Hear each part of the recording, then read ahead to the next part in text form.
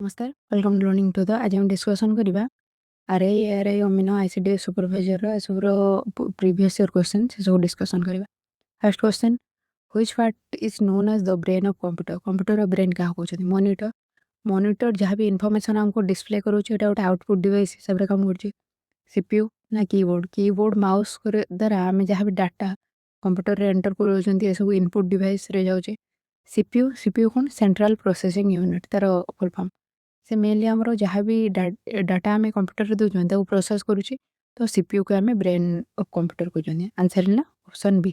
Okay next question which device is used to input text into a computer computer रे को device द्वारा आम text को input करता माने गोटे इनपुट डिवाइस विषय पचार क्या आम इनपुट डिवाइस कहवा प्रिंटर प्रिंटर गोटे आउटपुट डिवाइस आम जहाँ भी प्रिंट कर डॉक्यूमेंट से आमको दूचे से गोटे आउटपुट डिवाइस स्पीकर भी गोटे आउटपुट डिवाइस ता द्वारा जहाँ भी आम साउंड शुणी पार्टी आउटपुट दूची कीबोर्ड गोटे इनपुट डिवाइस मॉनिटर गोटे आउटपुट डिवाइस जहाँद्वारा कि आम इनफॉरमेशन देखिपार तो आमर करेक्ट आंसर कौन इनपुट टेक्स्ट क्या द्वारा आम टेक्स्ट को इनपुट कर टेक्स्ट दौरान कंप्यूटर को कीबोर्ड द्वारा ऑप्शन सी है correct answer. Okay keyboard is a input device what does CPU stand for CPU stand for CPU आम ए पूर्व देखिले तार फुल फॉर्म कौन सेंट्रल प्रोसेस यूनिट ना central processing unit computer processing unit ना कंट्रोल प्रोसेसिंग यूनिट सीपीयू रो full form है सेंट्रल प्रोसेसिंग यूनिट आमर correct answer is option B central processing unit CPU brain of computer जहाँ कहते which of the following is an output device क्या कहते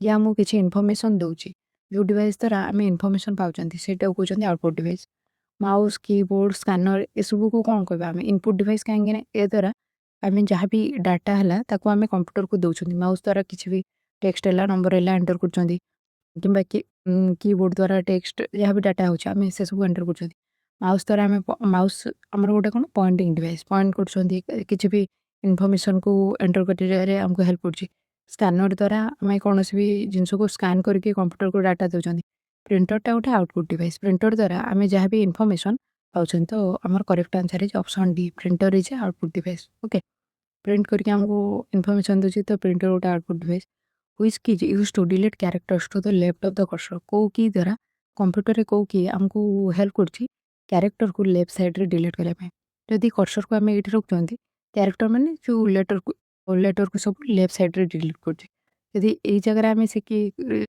आम pointer रखिकी की को प्रेस कर तो से की यूज कले सेटा लेफ्ट साइड रो जहाँ कैरेक्टर अच्छी डिलीट कर को की द्वारा शिफ्ट कंट्रोल ना बैक स्पेस ना एंटर मोर बैक स्पेस द्वारा लेफ्ट साइड रे जहाँ कैरेक्टर थाए से गोटे गोटे लेटर जदि आम ये कर्सर रखी डिलीट मारिबा कर्सर रखी जदि आम सॉरी बैक स्पेस मारिबा तो गोटे गोटे कैरेक्टर डिलीट हो फास्ट एस डिलीट हो देन आर हो देन ई हो। ओके किंतु जदि आम कर्सर ये रखिकी राइट साइड रे डिलीट करने चाहूँ तो से आम को की को यूज करवा से आम डिलीट की को यूज करवा। ओके नेक्स्ट खोजी which software is used for creating document create करने आम कौ सॉफ्टवेयर यूज कर एक्सेल आम जहाँ भी जमी कैलकुलेशन रिलेटेड से सब नंबर रिलेटेड डाटा आम यूज कर पेंट रे तो पेंटिंग वार्ड ना पावर पॉइंट रे स्लाइड शो प्रेजेंटेशन यूज कर डॉक्यूमेंट क्रिएट करने को सॉफ्टवेयर यूज कर एमएस वर्ड को आम डॉक्यूमेंट क्रिएट कर हेल्प कर। ओके ऑप्शन सी है correct answer. What is the full form of W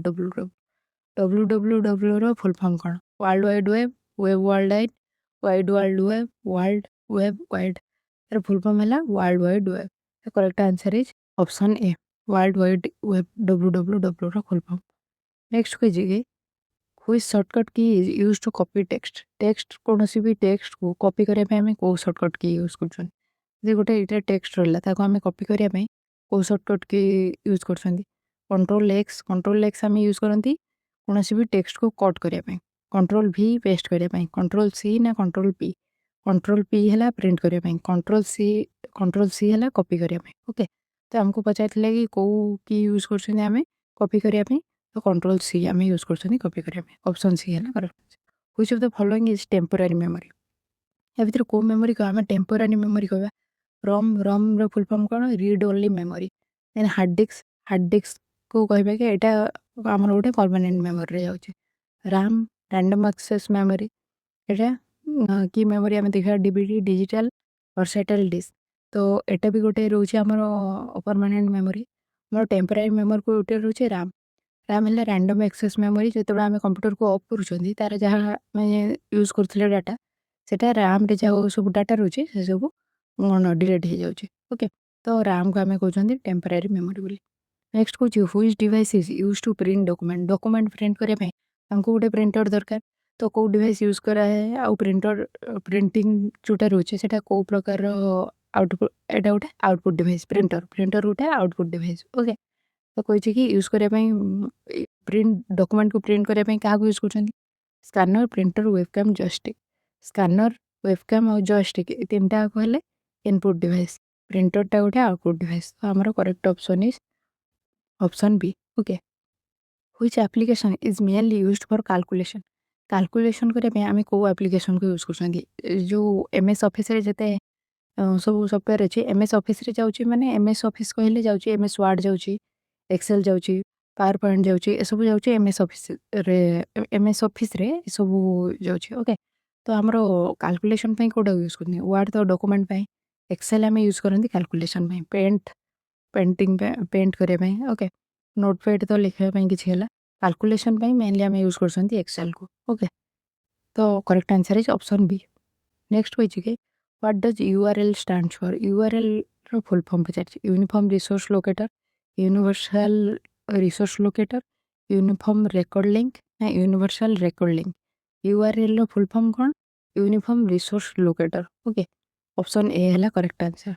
କୌଣସି ବି ୱେବସାଇଟ୍ର ଯେଉଁ ପଚାରନ୍ତି ତାର URL କ'ଣ, ସେ ୱେବସାଇଟ୍ର ଯେଉଁ ରହିଥାଏ ତାର ଆଡ୍ରେସଟା ସେଇଟା ୟୁନିଫର୍ମ ରିସୋର୍ସ ଲୋକେଟର ତାର ଫୁଲ୍ ଫର୍ମ। ଓକେ, ନେକ୍ସଟ ହେଉଛି which key combination is use to paste copy text? କୌଣସି ବି ଟେକ୍ସଟକୁ ଯଦି ଆମେ କପି କରୁଛନ୍ତି କେଉଁ କିକୁ ଆମେ ୟୁଜ୍ କରିଥାନ୍ତି ପେଷ୍ଟ କରିବା ପାଇଁ? କଣ୍ଟ୍ରୋଲ ସି ହେଲା ଆମେ ମେନଲି ୟୁଜ୍ କରନ୍ତି ଟେକ୍ସଟକୁ କପି କରିବା ପାଇଁ। କଣ୍ଟ୍ରୋଲ ଭି ଆମେ ୟୁଜ୍ କରନ୍ତି ଯେଉଁ ଟେକ୍ସଟକୁ ଆମେ କପି କରୁଛନ୍ତି ତାକୁ ପେଷ୍ଟ କରିବା ପାଇଁ। କଣ୍ଟ୍ରୋଲ ଏକ୍ସ ହେଲା କଟ୍ କରିବା ପାଇଁ।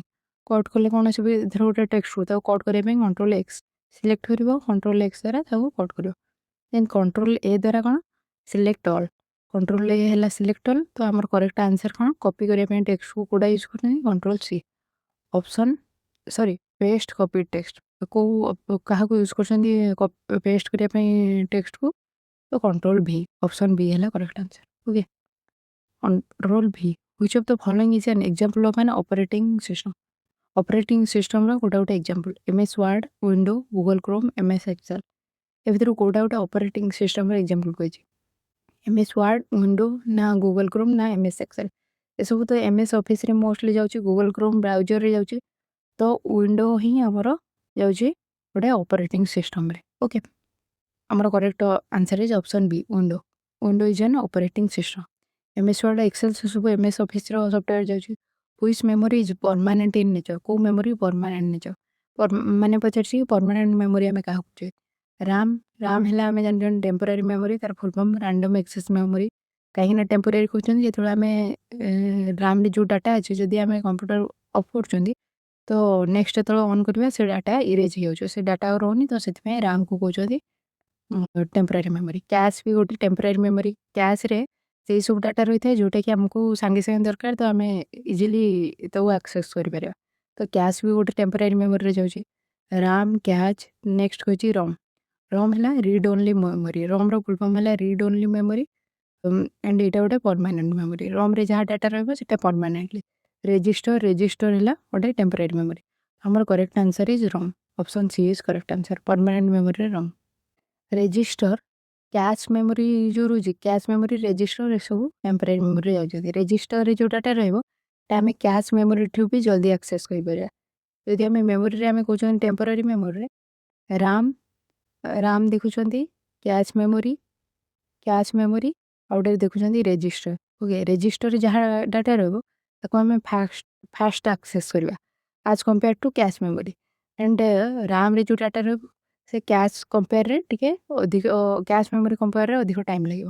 ମାନେ ସବୁଠୁ ଜଲ୍ଦି ଆକ୍ସେସ୍ କରିପାରିବେ ଯଦି ଫାଷ୍ଟ ଆକ୍ସେସ୍ ପାଇଁ ପଚାରିବ ତ ରେଜିଷ୍ଟର। ଓକେ, ନେକ୍ସଟ ହେଉଛି ଇଣ୍ଟରନେଟ୍ କ'ଣ? Internet is a programming language, computer network, software ନା ହାର୍ଡ଼ୱେର୍ ଡିଭାଇସ୍?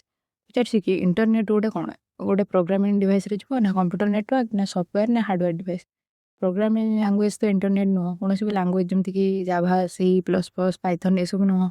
କମ୍ପ୍ୟୁଟର ନେଟୱାର୍କ କି ସଫ୍ଟୱେର୍ରେ ଯାଉଛି କି ଇଣ୍ଟରନେଟ୍?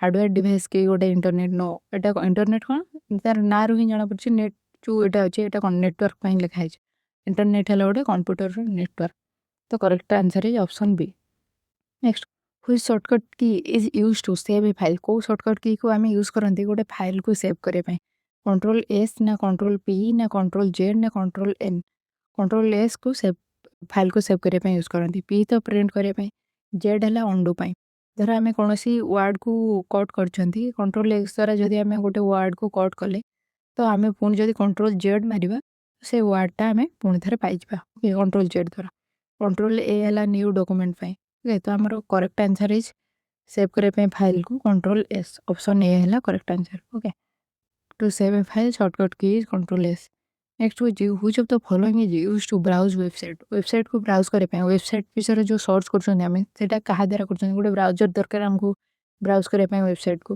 तो एमएस वर्ड ब्राउजर स्कैनर ना CPU correct answer is MS word sorry correct answer is browser द्वारा हमको हेल्प करता है वेबसाइट ब्राउज करे पे तो option B is correct answer which of the following is used to browse websites that is browser option B is correct answer scanner तो input करने पे डाटा एमएस वर्ड तो डॉक्यूमेंट पे यूज करछन CPU हला ब्रेन ऑफ कंप्यूटर तो correct answer is browser next होची what is the full form of PDF रो फुल फॉर्म कोन portable document format personal document file print document format public document format full form है PDF रो कोन portable document format तर correct answer is option A portable document format PDF रो full form next होची which generation of computer used integrated circuit को IC chip जोटा सेटा को जनरेशन रे यूज करा हेतला फर्स्ट जनरेशन रे कोन करा हेतला फर्स्ट जनरेशन रे यूज हेतला वैक्यूम ट्यूब थर्ड जनरेशन रे हमरो यूज हेतला आईसी चिप तो correct answer is option C